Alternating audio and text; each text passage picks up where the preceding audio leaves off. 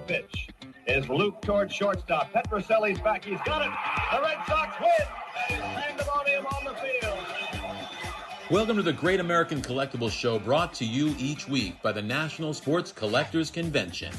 Join us every Wednesday evening at 6:30 Eastern Standard Time and get the latest news from the greatest experts in the sports collectibles world. You can watch us on the Great American Collectibles Facebook page, as well as YouTube, or you can listen to us on Spotify, Pandora, iHeartRadio, or any of your favorite podcast platforms.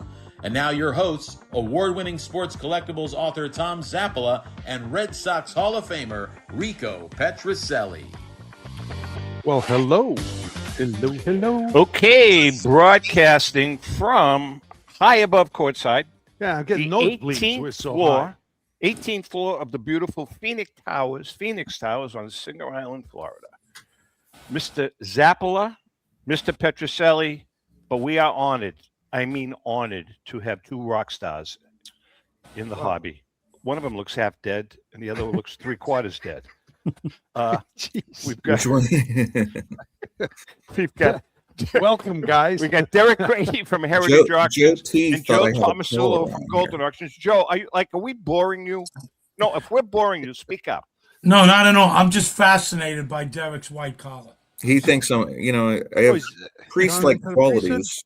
Is that a turtleneck? I bet you that's a mock turtleneck. One of those things. You know what this is, dude? It's a freaking T-shirt. I have a light T-shirt underneath. I have a sweatshirt here. Okay. Wait a minute, that's a T-shirt. Oh, wait, that does look like a collar. I like that. Okay. Yeah, you look like a priest. Yeah. I mean, except Pastor Grady. I love it. Yeah. Hey, take his confession. Ooh, you don't want that. I need to take some confessions around here. Lou Blassi's in the house. The name of the show is the Great American Collectible Show. Tom Zapp, Red Sox Hall of Famer Rico Petroselli. I got a question for you before we start with these gentlemen. All right. Hall of Fame. No, I was watching a video the other day on, I can't remember, it was on Nesson, on the 67. They were talking about the Rich Rollins pop-up. Yeah. You never told me that in an earlier inning, a miscued ball hit you right in the throat. That bad hot ball hit me right in the Adam's apple.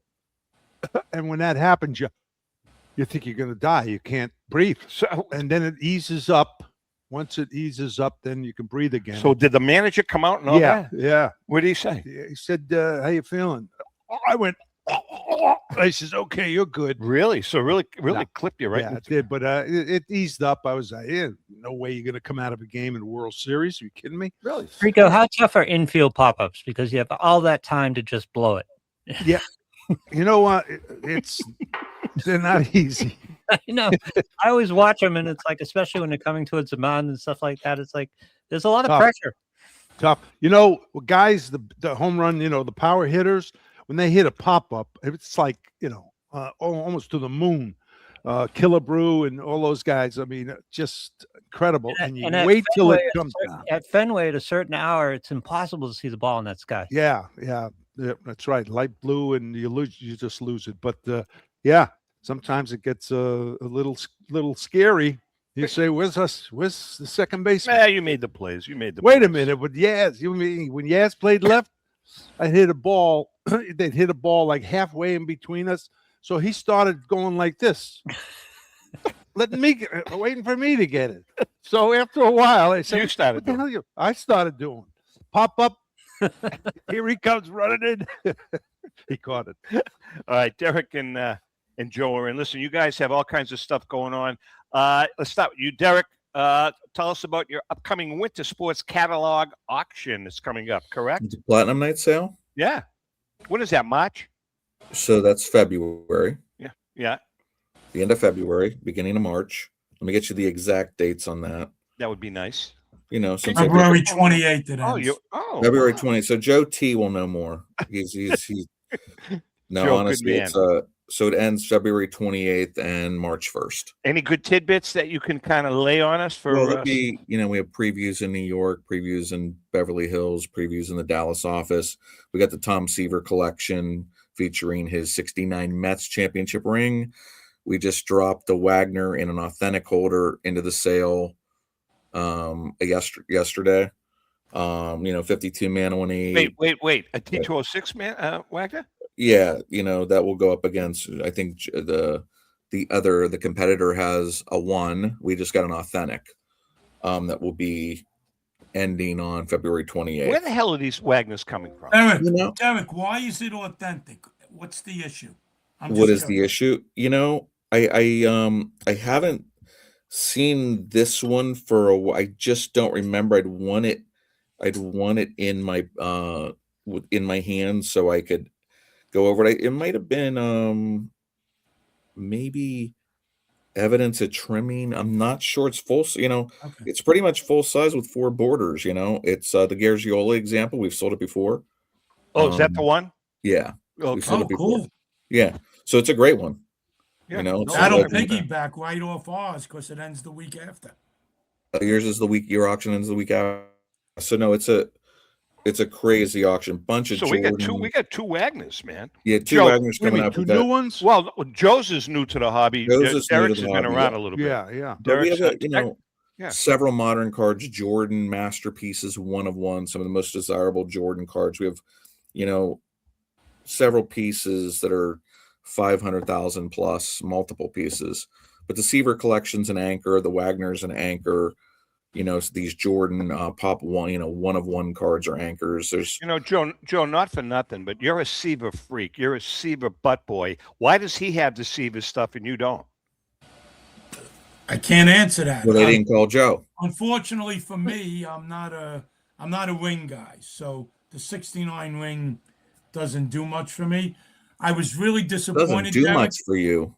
Derek, I was hoping you would have one of his Cy Young awards. But I think the Hall of heard Fame that's got not the those. case. I believe the Hall of Fame had those.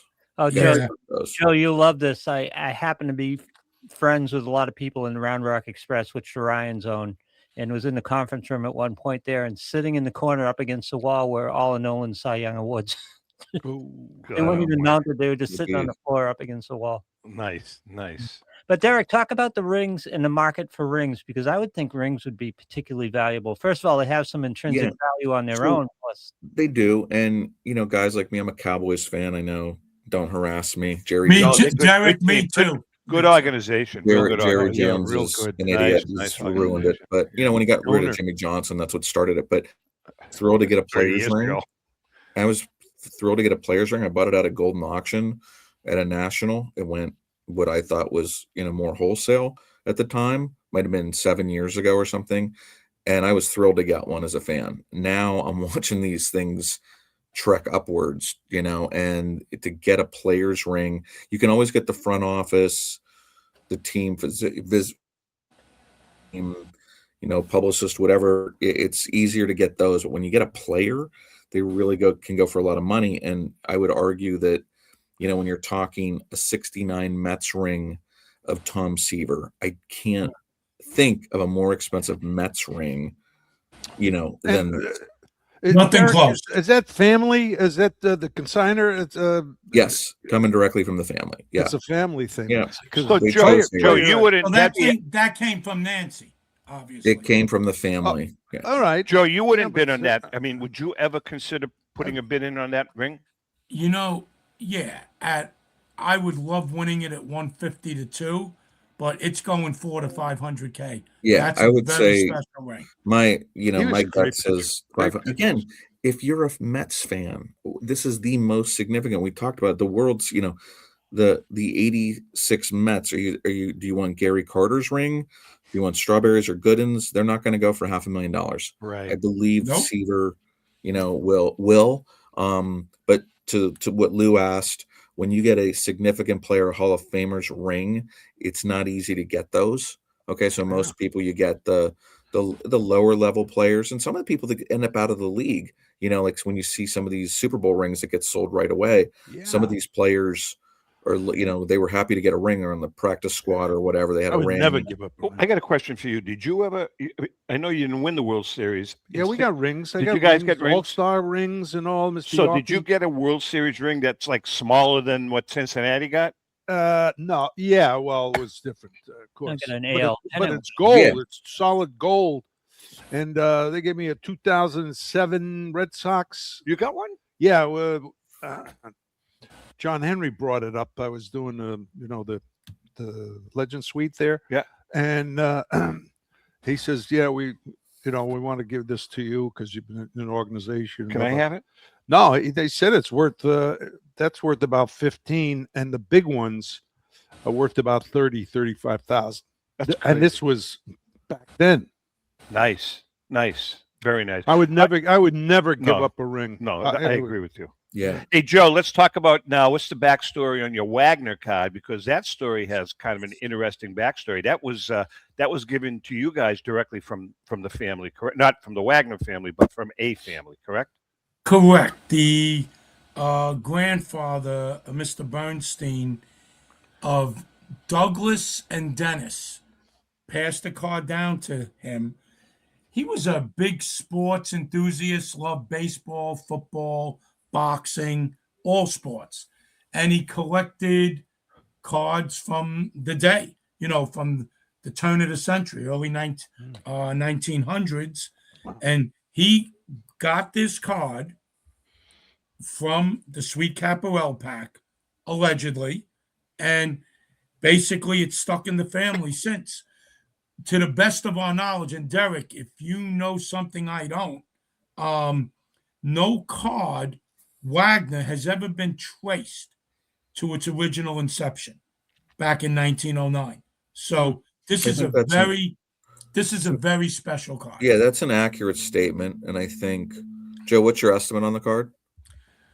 Well, 5 million plus. Derek, it opened this morning. And it's already at 3.7, all in with the buyer's premium. That's unbelievable. Hey, if It's I can, $1 million bid. It's got 25 bids. It's at 3.7. Yeah. People are fighting for the card already. Well, I think but Joe, that's also a bidding strategy to get the people out that are just that have no chance. Now it's going to you'll see it now. It should settle there for a little bit. And then, is it that with the juice already? Is that with the buyer's premium? It's at 3.7? Yes. Okay. Yes. So, Yeah. Joe, No, it still has room. When is that, Joe? When does that auction end? A month from now, February 21st. Yeah, and you're saying you're calling five mil possibly on that? Yeah, That thing could 5 go for million 6. plus. I was going to say that thing could go It for could, if not he, for 5 mil. yeah, that is the only one that I'm aware of that can trace back to the. Well, can I original say owner. something here? May I interject something? Sure. Why not? All right. All I'm saying to you is that when we come out with our book, Legendary Finds and Sports Collectibles Treasures, we are going to turn the hobby upside down. Which way? On the story of the T206 McNall Gretzky Wagner. That's all I'm going to say. Well, you're going to wait. We don't know everything. You don't know everything. Oh, And we have been Interesting. and we have been given permission okay. to Tell it like it is. tell it like it is. Thank you. Is this going to be a good thing, Tom? It's going to be. It's an interesting. Let's put it this way, Joe. It's going to be a really interesting backstory. Very interesting backstory on that card. And I'm talking. Everybody knows. Everybody can go back to Bill Mastro buying the card from Alan Ray. Yeah. But no one really kind of knows what happened prior to that. And we're going to shed some light on that when the book comes out. So we're calling that a tease. Yes. He's teeing us up, Derek. And that's okay. I just hope I think it's going to be a good book. I think he has the right. I think the collectors. Yeah. I think. Well, with the help of you guys, you guys have it. been. Seriously, you guys have been phenomenal. Heritage, Memory Lane, Golden, REA, private collectors have come out of the woodwork, asking if we can include, and we're really being picky as to, because word has gotten out, and we've had some private collectors call us, and they haven't made the cut, to be honest with you. But then some have come out of the woodwork, and it's like, oh man, are you kidding me? That's good. You're in. So that's what we're working on. I think it's going to be fun. But anyways, stay tuned for that. I think you guys will find it pretty interesting. All right, let's move on here. Tell me about this Topps Venezuelan Ryan. I don't know anything about that cow. Why is that such a hot card, Derek? That's going to be in your auction in March. What grade is it, Derek? I think it's 7. I think it's a 7. No, it can't be. I mean, what auctions that? Here's the thing: we have so many items. And yeah, so many no, and I auctions. know that, Derek. That's why If I you're didn't want asking to. me I didn't why want to. I didn't want to Venezuela- surprise you because No. I'm not concerned about the fact that it's in what auction it's in, but Okay. it's called the Tops Venezuelan Yeah. Nolan Ryan. Well, it's going to be a limited. Well, it's a Okay. limited issue that was issued there from Topps, and those cards are, they were glued in albums. Okay. They didn't survive. It's a third world country. It's Is just, it from Maduro's collection? is it, I think he had to turn that over to the. I don't know if I he do- one or not. I do want to say something here. Well, I that do was want to good. say something. There's 1, 2. We're probably going to piss off a lot of people, but there's 1, 2, 3, Let's 4, do it. 5 conservatives on screen right now. Just want Wow. to make that. I'm neutral because of Yeah, career you're neutral. You're suicide. full of crap. You're not neutral. Some great players me- come out of Venezuela. So what yeah, I'm you're not curious kidding. about, what's the grade, Tom? I want to say it was a 7. It Well, wasn't that no, high. it's 7 that- or an 8. You can't be that high. I That's think it a is, Derek. crazy. I think it Okay, is. so we have one with 9 days left and a 1, and we No. have 1 and a 5. Oh, maybe that's one. Okay, Maybe so it's a 5. So it's a that's just your, false reporting as usual, where you don't have the facts straight. I mean, you just Right. you see something, you mess up the grade. Thank God it is a Nolan Ryan, and it is Venezuela. It's not Argentina. Okay, so you Speaking got a of couple grading- things right. Wait, let me. And Go Derek, correct me if I'm wrong. That Ryan rookie in a 5 is like a T206 and a 9. That's Yes. a crazy grade. Yes, that's a great analogy. So a 5 on that card, it might as well be, it would be a 9 for sure in another issue. It's really tough. So it's in a 5. Our estimate's 40 grand. It's already sitting at You have a 50 question? with 9 days left. Yeah, I just want to make a comment. Go Yeah, ahead. I know because you mentioned Venezuela, another country. I got a card to sign from. No, it's serious. Chico, what was the guy in Saturday Night Live? Baseball been very, very good to me. No, from Israel. I got a couple of from Japan. The mail. I looked at it. What's this? And they had cards in it.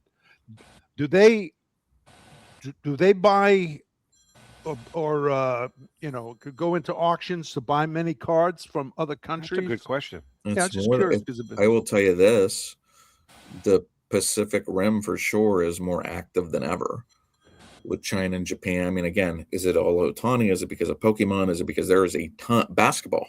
basketball. There is so many. We have so many new clients from Europe, from China, from Japan. It's interesting. It's crazy. They have major Worldwide. trade shows over there. The Yeah. hobby's expanding. They love American sports. Maybe they love, and again too, Otani. I mean, I'm sure if you were over Yeah. there, he's the most recognizable. Was Ichiro was great. Yao Yeah. Ming was big, but I mean, they love Michael Jordan.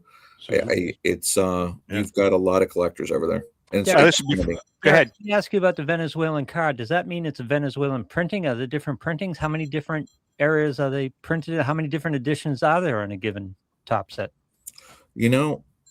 It's not really so. Like in '77, they did Mexican football. I think they experiment. Put it on. Joe, how many Venezuelan issues are there? For baseball, I think. Oh, let me just think for a second. What did they? 65 through 68, or? I think, yeah, it's somewhere in I there. don't think there's 69. So is that where they produce, or they produce an American production? They must be in produced by Venezuela? Tops here, though, right? I don't What have the language answer. is it in? If it's I'm getting No, caught it's- flat-footed here with these All right. this is live. Well, Joe, this is we're good. we're getting Hey, our listen, before we take a break, Yeah. I want to ask both you guys this question. Speaking before we take a break, we're talking about grading. Is it a good thing that PSA bought SGC and now Beckett? I want to ask you that first, Joe. I personally get nervous when an industry is dominated by one company. When you weed out competition, it becomes dangerous. Okay. I thought the best time, and Derek, jump in, correct me if I'm wrong, was when global SGC and PSA were all dynamos, and I just think it prevents a company from taking advantage of you. Pretty much. Derek? Look, we do a ton of business with PSA, and but Ditto. and us, we do coins, we do photos. They have comics now as well. We do CGC and PSA both. But here's the thing: anytime, and I would make this argument, should I, working for Heritage, say that I want us to be the only auction company? I would answer that competition brings the best out of you. Joe T and I kill each other when we're in a battle. Okay. I will go for Ken's throat if I'm up against him. They do the same. Okay. I think we respect each other. It's not going to be a monopoly anyway, right, Derek? But here's the thing with end up PSA. in court. So in auction companies, yes, it should, and that's the thing. That's the question a lot of people are asking. PSA bought their biggest competitors, bought SGC and Beckett. So why would I think that's a good thing? I like having separate companies. PSA still got the most of our cards. It's nice to have now Collectors Universe owns all three companies. If they're going to improve the brands and improve the turnaround time and keep training graders and improve the grading, sure, that's a good thing if they improve it. If they don't improve it, then no. But also you could argue it's a monopoly. I mean, they just bought SGC and then they just bought Beckett. So I don't see how that's great for the industry. I like competition. I like competition making the other guys better. Golden makes us better. We make Golden better. I'm sure. Joe, do you have a sales meeting where Heritage isn't brought up? Once every 2 or 3 sales meetings. Yes. Yeah, of course. Yeah. All right. All right, listen, we're going to take a break. Lou, do you mind if we do not address the crackerjack moment this week, or is that going to be a problem? Fine by me. Yeah. Yeah, I think we're going to, because I want to spend time with Joe and Derek. So don't forget, though, if you want to go to Tom Zappala Media, we do have some crackerjack books that were found by our book distributor. They found a couple of cases, and they're selling them now for a discount, like, I don't know, 50% off or something. So just go to tomzappalamedia.com and purchase your book. Taking a break, and actually, they're signed. I'm sorry, Derek? Are you taking a break, or do you want to know how they were Venezuelan cards were issued in packs produced between 59 to 68? Yeah. Okay. So they were produced there, and that's probably why the paper quality is different. Okay. So they were produced in Venezuela, Louis. Yeah. I'm not sure why they picked Venezuela. Okay. I don't know. Louis Aparicio. That's right. All right. So we're going to take a quick break. We come back. Joe's in the house. Derek's in the house. They're with us for the whole hour. We don't know what direction it's going to go in today, and that's the way we like it. Hang in there. We'll be right back. Wrong direction.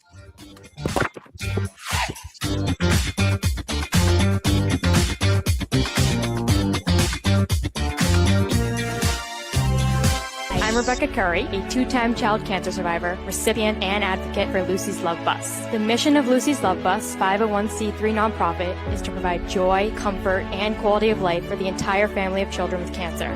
Since 2006, they have delivered love and comfort to over 3,000 children with cancer and their family members across New England. The dream of Lucy Grogan, an 11-year-old cancer patient, was to help kids with cancer who are suffering right now, before there is a cure, by offering free, integrative therapies like art, music, horseback riding, and many other activities. Unfortunately, Lucy passed away, but her dream lives on, and today Lucy's Love Bus is thriving. I'm Red Sox Hall of Famer Rico Petroselli. I hope that you'll consider supporting Lucy's Love Bus and all of those children who have been stricken by cancer. The Great American Collectibles Show is partnering with Lucy's Love Bus to help these kids. Let's continue Lucy's dream. Please go to lucyslovebus.org for more information. Since 1996, Brian Drent and the staff at Denver's Mile High Card Company have led the charge in the collectibles hobby. Mile High is a full-service dealer specializing in buying and selling cards and offers a competitive consignment program for all collectors. Whether it be their computerized want list service, appraisals, or auction services, Mile High has it all. If you've been searching for a company with a selection of high-grade vintage 1888 to 1970 baseball cards and memorabilia that shares your passion, aim high, Mile High. Go to milehighcardco.com or call 303-840-2784 for more information. This is Brian Drent, president of Mile High Card Company. Is your sports card and memorabilia collection properly insured? For easily replaced personal property, homeowners insurance is all most people need. But for prized possessions that you may have spent a lifetime collecting, it doesn't go nearly far enough. Collectibles Insurance Services has been insuring for over 50 years. They offer a full range of protection and a $0 deductible at an affordable rate with no appraisals required. I know because they insure my collection. If you have a minute, go to collectinsure.com and learn more about insuring your personal card or memorabilia collection. Hi, this is Dan from Memory Lane Auctions, here to remind you that the renowned Memory Lane Collectibles Company has served as a beacon of light to the collecting community for the past several decades. Indeed, folks, it has been our utmost privilege and pleasure to provide the most enthusiastic collectors with an abundance of the finest sports cards and memorabilia for America's most coveted sports personalities via our world-class auctions. Whether you choose either a private sale transaction or the auction route, Memory Lane cordially invites you to reach out to us to maximize the value of your prized possessions. Also, it is not just sales that we pride ourselves on being the best of the rest, because if you are seeking a particular keepsake for your esteemed gathering, we will be relentless in our quest to find that special piece to fulfill your collecting dreams. So no time to wait. Reach out to us today for the purposes of capitalizing on our unparalleled marketing capabilities. Simply pick up the phone and dial 877-606-5263. That's 877-606-LANE, or find us on the World Wide Web at www.memorylaneinc.com. Now is the time for your valued consignment to ultimately become another one of Memory Lane's record-setting prices. How would you like to own the bat that was used by your favorite player when he hit that towering home run or game-winning base hit? Now look no further than JT Sports, specializing in the sale and authentication of professional game-used bats. As the official authenticators of professional model game-used bats for PSA DNA, JT Sports will guarantee the authenticity of any bat purchased from them. JT Sports also buys and sells game-worn uniforms, gloves, and baseball equipment. The unique quality of the collectible is what JT Sports is all about. Give them a call at 609-487-8003 or check them out at GameUseBats.com.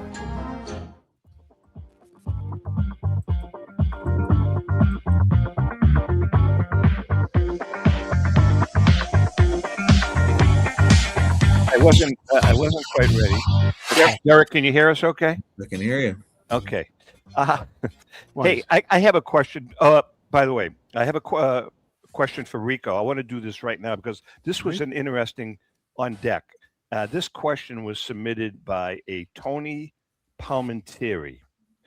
And Rico, I wanted to ask you about this team. Irish kid. What were your thoughts on the 68 Detroit Tigers? How good was that team? How good was that great team? Yeah, great team. I mean, like you had Norm Cash, you had Denny McClain, and the lefty Al Kaline. Yeah. Okay. How did that team in 68 compare? Because they had a ton of all-stars with the 75 Reds. Were they right up there with 75 Reds? Yeah. Pretty much. They had better pitching than the Reds and the 75 Reds overall. And defensively, they were very good ball club.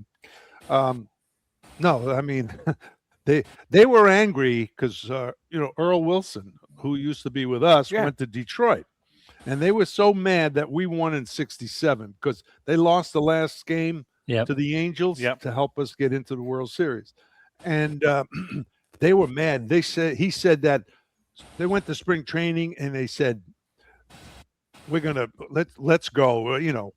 Pep talk. I mean, we're gonna win this thing, and Well, they they- did. And They were- had McClain, they had Lolich, and they had Joe. What the hell was it? The third, number 3 pitcher. yeah, Joe. He was pretty good pitcher. Very good. No, and they had the good closer, and I think was. You know who they didn't have? Bob Who? Gibson. That's who they didn't have. Yeah, that's a Well, good point. of course, That's a good point. but Joe, do you remember they were- that team? They were good. Yes. Yes. I mean, Norm Cash, the shortstop couldn't hit his weight, but he was a great shortstop. Euler, no, Ray Euler? No, was it Ray Euler? No, it was Detroit. Can't remember who it was, but he was good. Yeah, Hey, listen, I want to ask you guys, autograph cards are red hot. Derek, you have the that big collection The going Golden now. Age collection that we've been breaking up. Yeah, it's the That- prices have been crazy. That's crazy. Incredible collection. I Yeah, mean, it very- really is. Very I mean, exciting collection. why don't you, tell Yeah. tell our audience about what happened? I mean, What is it? It's just an amazing collection. Why don't you? Can you talk about it? Yeah, it's an amazing collection of Thompson Bowman sets that a family member got from our consignor. Our consignor has the collection. It was passed down through the family. The guy just chased autographs and got year of issue, like our 52 Mantle, sold for almost $1 million. And a couple people were still, Joe knows one of them, one of the guys regretting that was an underbidder that he didn't go higher, and almost hit $1 million. It was a 52 Mantle signed in 52.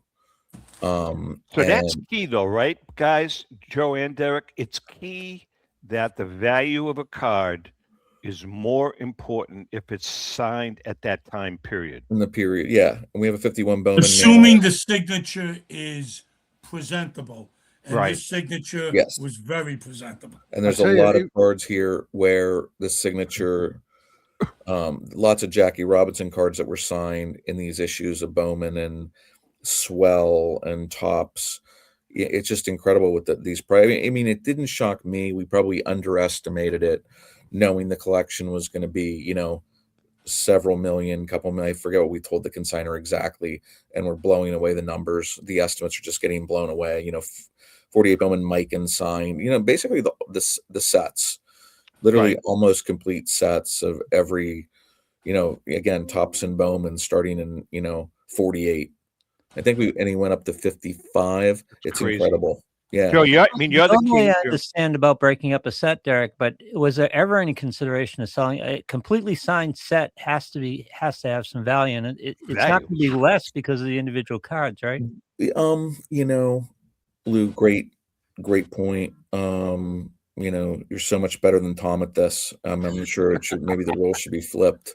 But honestly, you Oh no, guys that would be a disaster with me behind the controls. No, we wouldn't even have a show. You're right.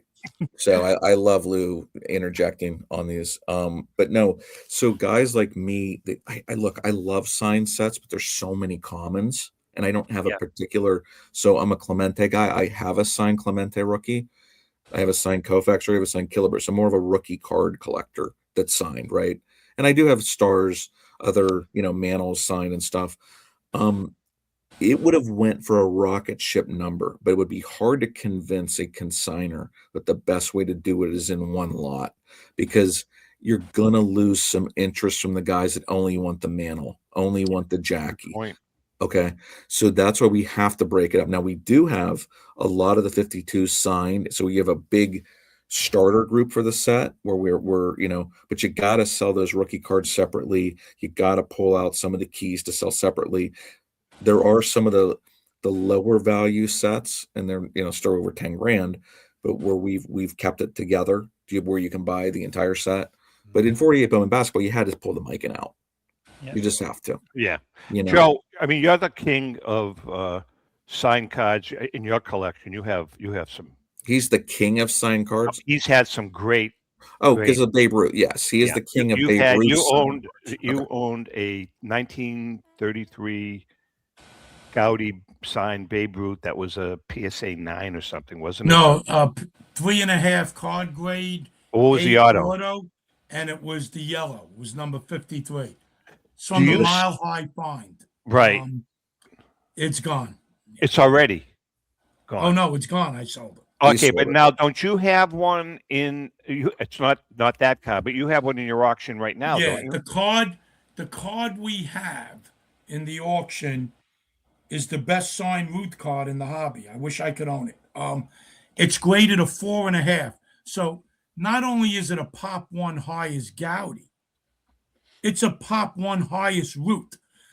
There is no Babe Ruth card graded a 4.5 in any issue. That's autographed by Ruth. It belongs in the Hall of Fame. It's incredible. Now, what will that card sell for, Joe? What's your prediction? Now, in defense of Heritage, and Derek was talking about their estimates being crushed. How do you estimate a number for a Pop 1 highest graded? What's the For auto? Derek and company, how do you estimate numbers on Golden Age signed mantles from the early 50s? It's an impossible endeavor. It really is. Yeah. I estimate this at $1 million plus. It should go more. Heritage got 600,000 for a Babe Ruth PSA 2 with a 7 auto, and there was no provenance. Like, it didn't come from a special collection, or so. There's no limits on signed Gowdy roots now. Yeah, So I think Joe's estimate is right. I think that's the right estimate. You put $1 million on it, but odds are it could go for more. We knew our 52 mantle was going to approach $1 million. Keep in mind, we sold before that, and this is year of issues signature. Before that, in August, we had sold the highest graded autograph 52 mantle, card graded a 5.5 with an 8 auto, and that went for over $1 million. So we thought this would be close. But I think your job to estimate is to be conservative and use comps that are relevant. I don't think it's healthy for the industry to overestimate items or try to make something look more valuable than it actually is. I think we try and get it right. We try and exceed, I try to go more conservative in general. Why shoot a rocket ship number out to the family and tell them it's going to go for this, and then it goes for, half of that? Our job is to I think you want to be conservative on estimates, and then you still do your job at marketing, and everybody knows about our auctions. The Golden Age collection is, we had it on display at the National. It's probably one of our best things in the booth at the National was all those signed cards that people knew we were coming up with an auction. I think it's one of the greatest finds ever in the hobby, Derek. It's very cool. If you like signed cards, I don't know how it gets any better. After speaking to who was it? Dan Imler? Dan. After speaking to Dan about that, it's a obviously we're going to include that in our book. It's a great find. Do you guys get? I'm assuming you do, Derek, but on the Golden End, Joe, do you get a lot of signed cards? Have you seen more signed cards coming through now? Yes. On your end, on the vintage end? I actually, so many, Tom, that I created a catalog section called signed cards. Really? One auction, I didn't have as many. I blended them in with the regular cards. Heritage and REA do it that way, and that's fine. But I had so many, I said, let's create a special section. And it worked like a charm. And again, this is where modern helped vintage. Right. It was taboo to sign a card years ago. You're hurting the value of a card. In fact, Derek, I could prove that with my idol, George Thomas Seaver. Incredible as it may seem, there's only like 35, give or take, signed Seaver rookies. There's hundreds of Aarons. Are you kidding me? That's all there is? And Derek, I'm going to tell you why. There's hundreds of Aarons, Koufax, Rose, Ryan, hundreds. I went to see Seaver sign so many times. He shot me down so many times. He would not sign his rookie card because he felt he was hurting the value. And he said that to me. Now, as signed cards got valuable, Tom Seaver got sick and he stopped doing shows. So there was never a period of time where he could go back on that and sign his rookie. So to me, one of the best investments in the hobby is a signed Tom Seaver rookie card. Wow. You know what I have to say here then? Yeah. Sneak peek into my collection. I have a Tom Seaver signed rookie card. Derek, don't let it go. I actually own I only have Derek, one. I own a 9-9. Oh, for God. Cards Do you mint 9 really? and a 9 auto. I was set up for that. He literally No, wrote in. So I can Signing, the say, history of signing, the guys, you have a 9-9? the vintage. I the do. Freaking 9-9 on a Seaver rookie? Yeah, God only knows what it's worth today. Holy shit. Okay, you just made me feel small. Oh, I walked right into that. I The did. closest I is walked a right into 7. that. There is a 7 that's signed. Rico. Yeah. Question. Oh, yeah. It's the signing, the history, in a sense. The old guys would sign. There were no card shows. There were, people would come up to them. And then I used to go to, when we went to Yankee Stadium or Ebbets Field, you tried to get an autograph from a guy near the dugout, and the police would go, no. So it was tough to get autographs. So that's, What did you, in your early playing days, obviously I know there's no comparison, but in your early playing days, did you sign a lot of cards? No.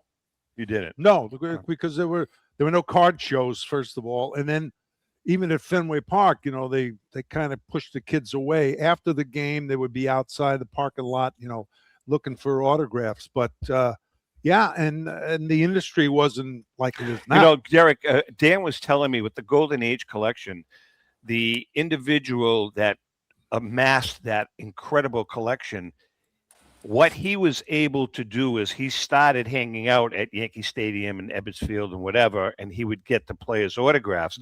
But they got to know him so well that he was allowed to hang out at the hotel, and he would get a lot of autographs. I mean, everybody in the league really got to know this guy, and they had no problem signing for him at the hotel.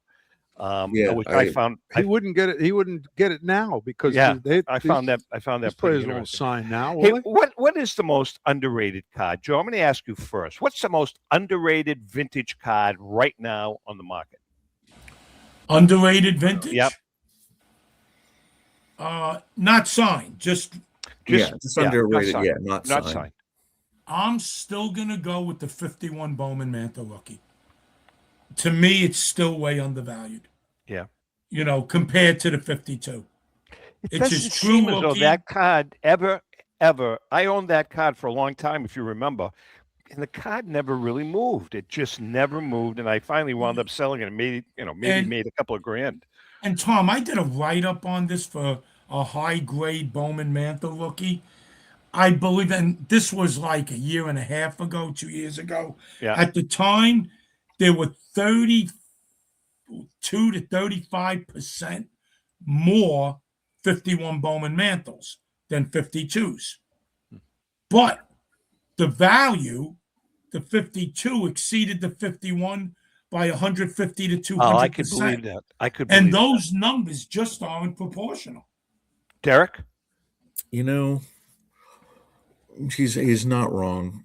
But if you're going to say the 51 Bowman Mantle is undervalued, how can we not talk about Willie Mays and what he did in the game of baseball?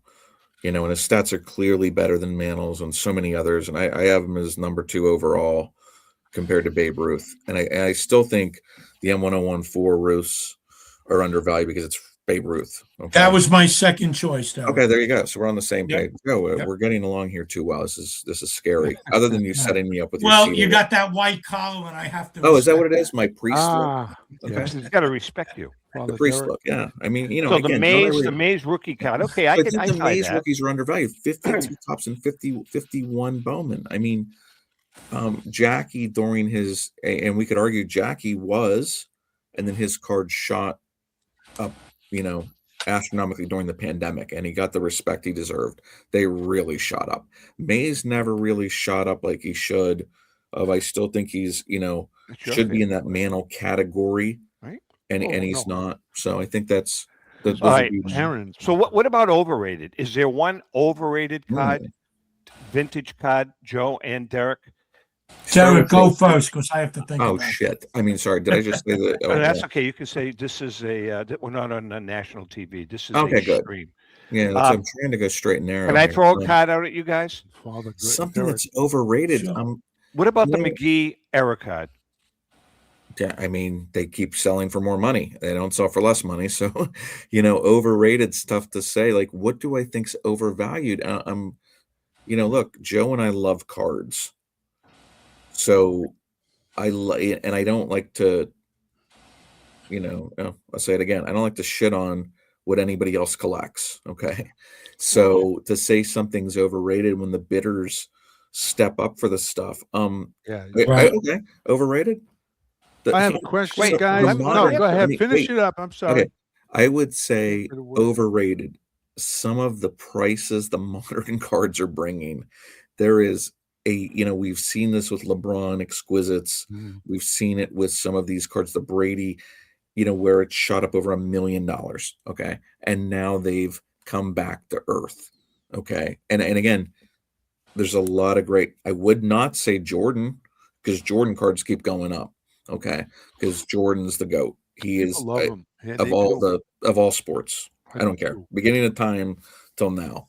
Okay. Jordan is universally loved and his prices keep going higher. So But what's the overrated card? I would say LeBron rookies that went up too fast and they've slowed back down and they've come back down to earth. And that would be. Okay. I'm gonna take a stab at, and Derek. I don't know how Derek's gonna feel about this. Well, let's see. I'm not paying 1.2 to 1.5 million for a T206 Joe Doyle era. Now, I know there's only 9 or 10 of them. That's a good point. Very It's good, Joe Doyle. It's Joe Doyle. And Yeah. if I'm spending 7 figures, it's going into Jordan, Root, Derek, Mantle, Jackie. Yeah.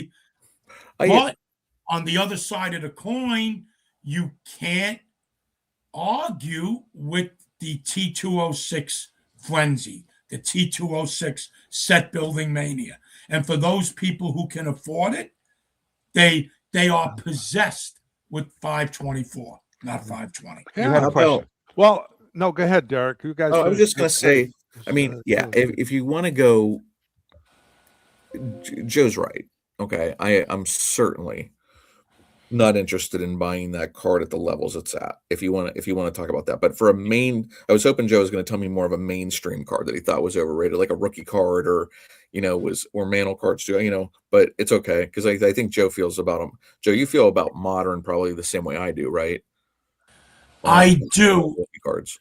And again, my only thing with modern, it's rarity, 1 of 3, 1 of 1, 1 of 10. But it's created, Joe. It's manufactured rarity, right? How about what? It's rarity. It's still there.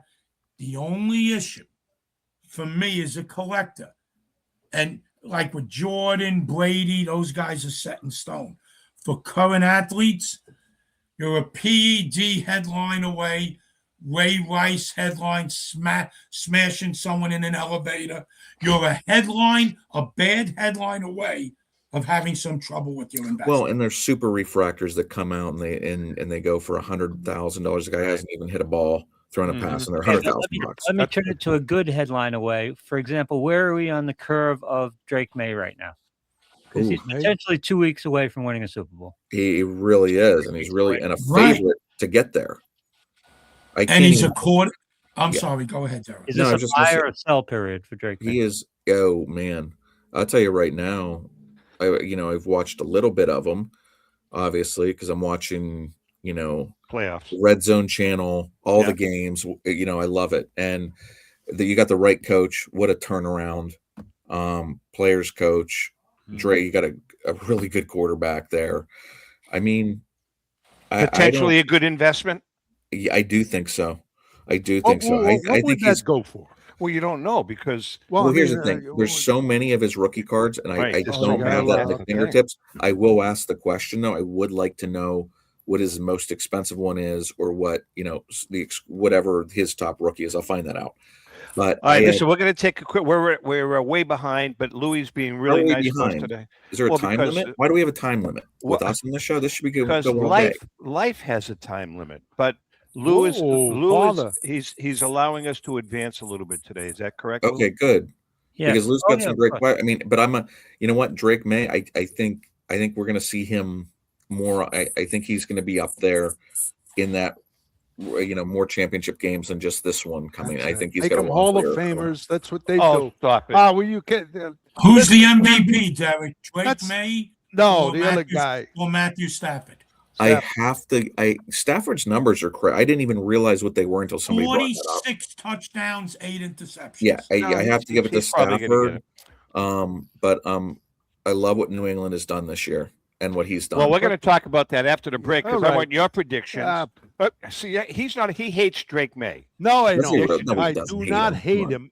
What I hate is they're making them Hall of Famers, the greatest thing that ever Well, that's happened. crazy. Yeah, he's got to keep winning. Yeah, Yeah, he's I got to mean, keep come winning. on. I Tom, know it's let- exciting. I like him. It's exciting, but don't. Tom, before Brady, you Brady is the best, Correct. best ever. If anybody's Brady is comparing the him to GOAT. Brady, they're crazy. Brady is Yeah. the GOAT, Rico. All right, listen, we're going to take a quick break. We come back. We have one more section. Derek is in the house. Joe is in the house.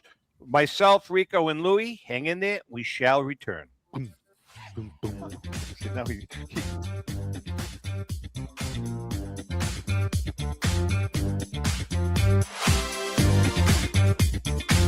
I'm Rebecca Curry, a two-time child cancer survivor, recipient, and advocate for Lucy's Love Bus. The mission of Lucy's Love Bus, 501c3 nonprofit, is to provide joy, comfort, and quality of life for the entire family of children with cancer.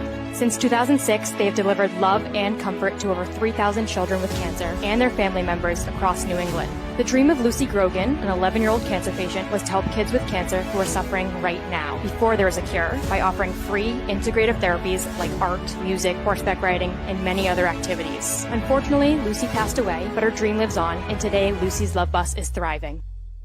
I'm Red Sox Hall of Famer Rico Petroselli. I hope that you'll consider supporting Lucy's Love Bus and all of those children who have been stricken by cancer. The Great American Collectibles Show is partnering with Lucy's Love Bus to help these kids. Let's continue Lucy's dream. Please go to lucyslovebus.org for more information. Pristine Auction is a family-owned and operated online auction specializing in autographed memorabilia, sports cards, coins, art, and collectibles. Since their founding in 2010, they've grown to 2 facilities in Phoenix, Arizona, totaling over 60,000 square feet. Jared Cavalier and an incredible staff of over 150 team members serve a very large customer base and enjoy every minute of it. By working with leading authentication companies, Pristine ensures all items are 100% authentic. In addition, third-party authenticators regularly travel to Pristine Auction to provide authentication services on site.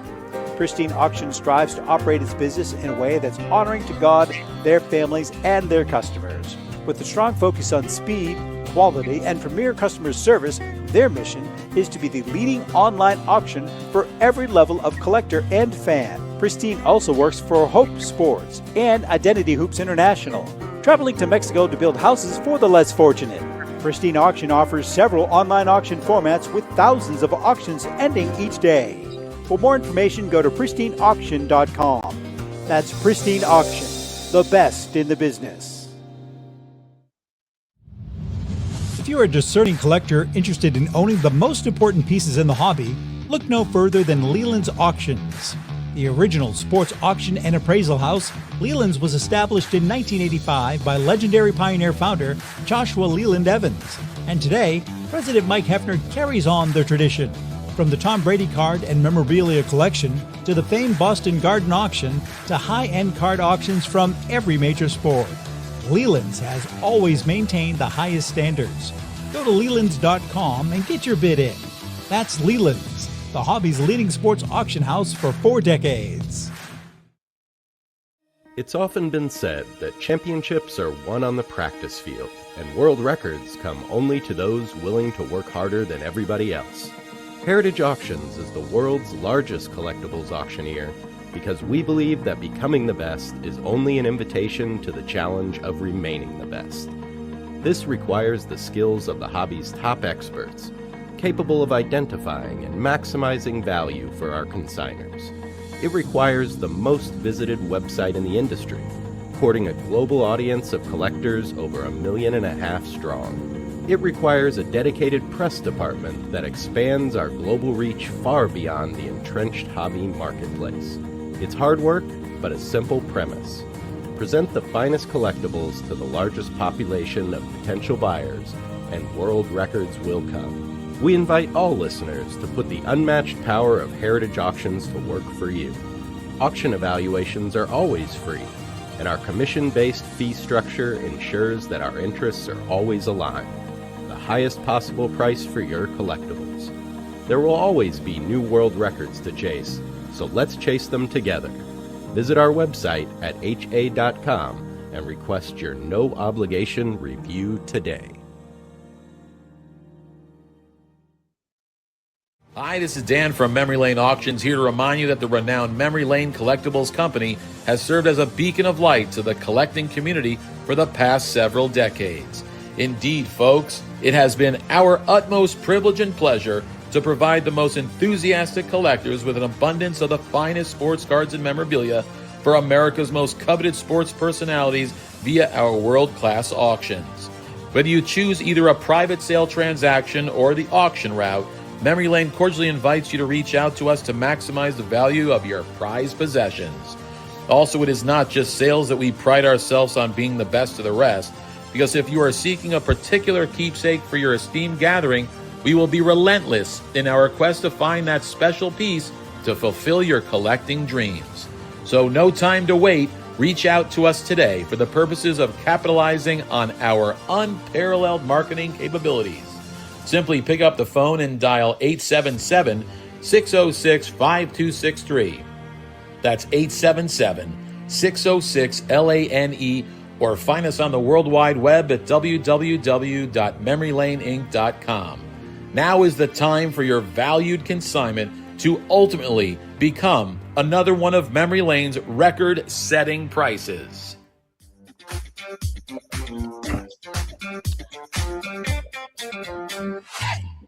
Okay, we are back. Derek Grady from Heritage Auctions, Joe Tomasulo from Golden Auctions, Rico, myself, and Lou. You had a question. I want to go back to the Mantle cards. Why the 52 is why isn't the 51? People look at that as the rookie card and should be worth a ton of money as opposed to the 52, which is legit his rookie card. Why? It's his 50. It's his 51 Bowman. But Right. Rico, here's why the 52 trumps it. It's the whole mystique around the high number series and the Topps owner. What was his name, Derek? Cyberger dumping, truckloads of high number series, vendor cases into the Hudson Bay or the wherever the Hudson, the Atlantic, wherever he dumped them. All right, so I'm going to ask both of you guys this question, Derek and Joe. Why is the 52 Mantle not considered? If you just take a step back now. There's a zillion of them out there. Why isn't that considered an overrated card? Yeah. I'll tell you why. People buy because people. I always thought I've wanted one. Look, I sold. We sold one. I took it in and we sold it for $12.6 million. Correct. 9.95. Okay. The amount of people that wanted to see that card, and it's not just condition. It's now that's the amount of people that want to own that card. Authentics used to be under $5,000. Ones used to be under $5,000. I always thought I'd have a 5 in my collection because 5s were always going to be, at one point it was a 6, right? And a 5. Now I keep lowering it. Now I don't even know if I want one. Well, first of all, I can live vicariously through Heritage because we have them all the time. But now there's authentic selling for $50,000, $40,000. So is it supply and demand, Derek? There's a lot of them out there. No, that's the king of baseball. I would argue when I first got into this, the chase card was the Wagner. And this is back in the 80s and the 90s. Yep. Wagner was the biggest deal. Yep. Now people look at the Wagner as unattainable, other than for multi-millionaires. Okay. Yeah. But the 52 Mantle you can attain, and people will be happy. I saw a kid, probably 25. He buys and sells to breakers. He always wanted a 52 Mantle. That's his Wagner card. So he finally bought one in a 1, and he was all excited about it. And the thing doesn't even look that nice, but it's a 1, but he got his Mantle card. That's how people talk about when guys like Mastro talk about when they first got their Wagner, or, you know, the guys like that, the Wagner. Now this is this generation's Wagner card, I believe, and everybody wants one, and they keep. Yeah, that's a great point, Eric. Yeah. Now, this is vague, but I've always looked at the 52 Mantle as it's iconic American art, even beyond everything else involved. It's if there was a Louvre in the United States, it would have a Mantle card and a poster on there. You could Agreed. It's again, it's just an iconic piece of American art. Well, that has a lot to do with why it's much more popular than the 51 Bowman. The 51 Bowman is a boring looking card. I mean, and let me piggyback off what Lou just said, and I think Derek would agree. From an iconic perspective, the image of the 52 Mantle is right behind the T206 Wagner. Obviously, the Wagner image is numero uno, but Ali Darwin affirmed, Derek, in the Belmont Stakes, nose to nose, the Mantle's right there. You know, but people who 100%. don't collect could look at the Mantle 52 and see that as art. I mean, you'd have to be a collector to understand a lot of the value here. But I think just Americans in general would look at a 52 Mantle and say, "Wow, what a great piece!" Again, it's Americana. Yeah, it can't be overrated when I get excited. Yeah, no, you're right. I know when my guys bring in card collections. And they tell me it's a 50s collection. I'm like, what grade's the Mantle? And they can say authentic. It's a PSA authentic or an SGC authentic. And I'm just like, great. I love it. How many Mantles can for both of you guys? Is the Pokemon explosion, is it a result of just some phenomenal marketing on the manufacturer's part? Absolutely. I mean, that thing's been around now for how long? Yeah. It is so consistently collected. I was taking a collection in Ohio, and the adult son came in. He was on a lunch break, and he came back from work, and I said, well, what do you collect? He said, well, some baseball, but I'm really into Pokemon. And he's in his 30s. Okay. And I was just like, wow. So you collect this, and he's like, build sets, collect it. I know all about it, and I just didn't think. I thought it was the game. There's the game. People play the game. Joe, I don't. Yeah, Tom. What are your thoughts on Pokemon? I don't have many thoughts on Pokemon because I kind of distanced myself from it. But I tell you what, did you see the Logan Paul Pokemon card? Where it's at in our auction? No. 5.1 million bid. Are you serious? 48 bids. So with the buyer's premium, it's like 6.3 million. I just can't wrap my arms around it. I know. I can't either. Don't you feel like different levels? It has to be. Is it like that's say the top card?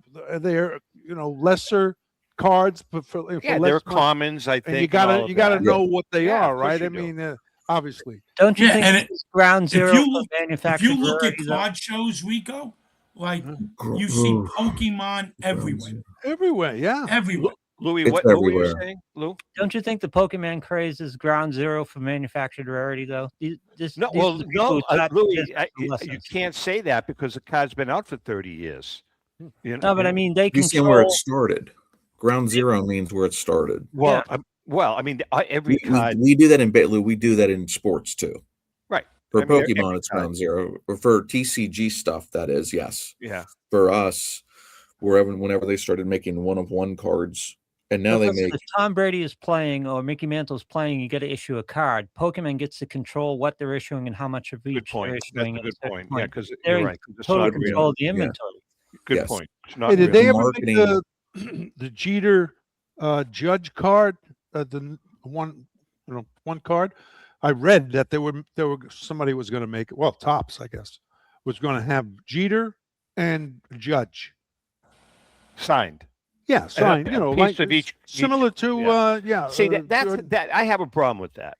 You know, I mean, I think the with the LeBron Jordan card that was signed, what's it called, Logo Man or whatever the hell it's called.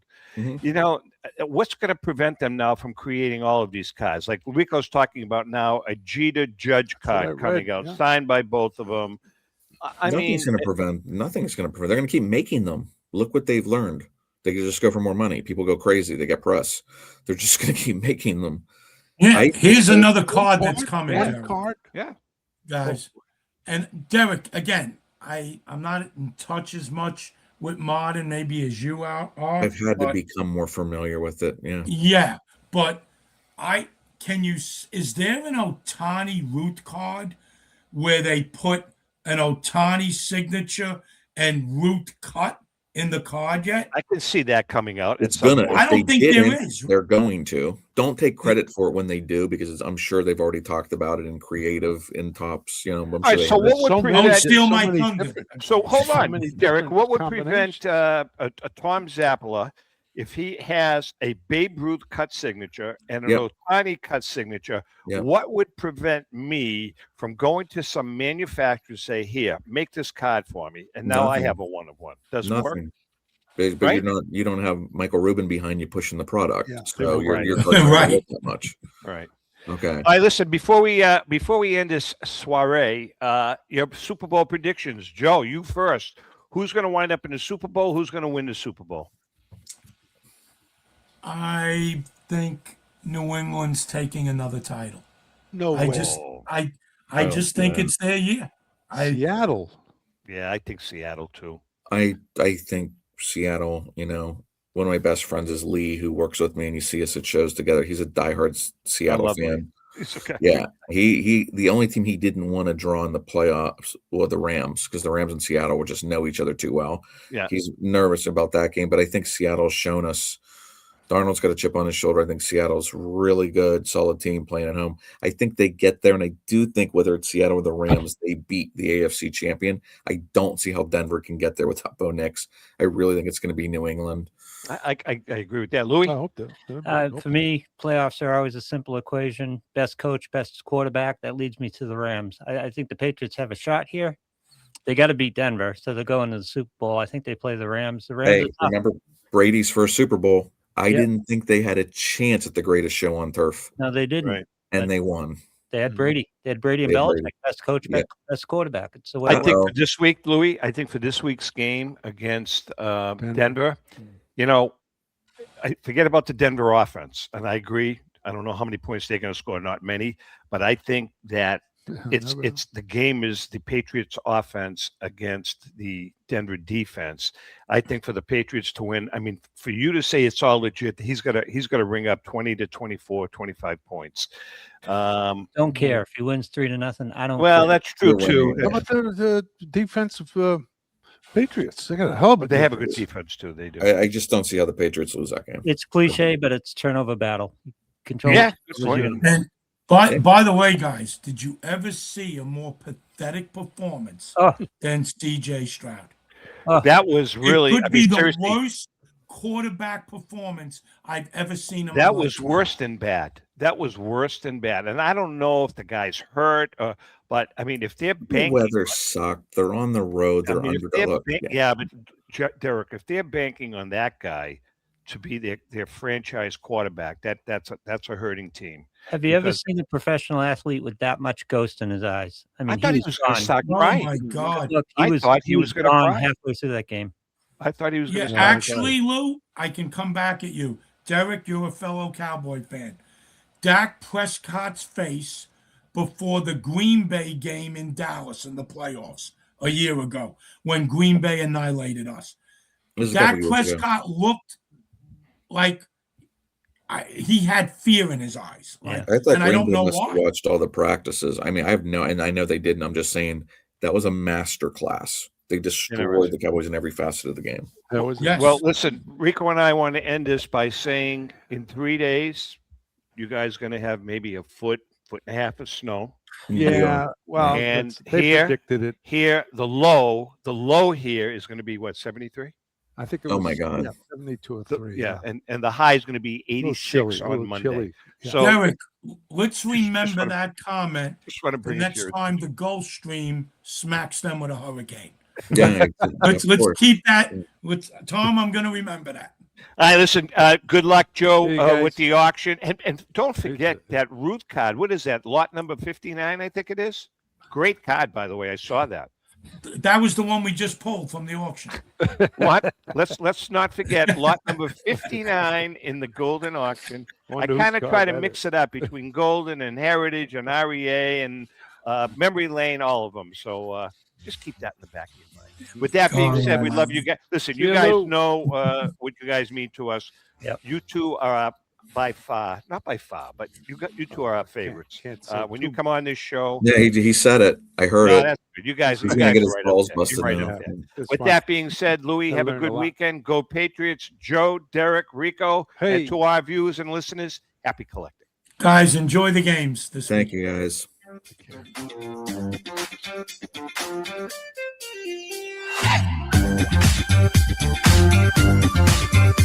Hey!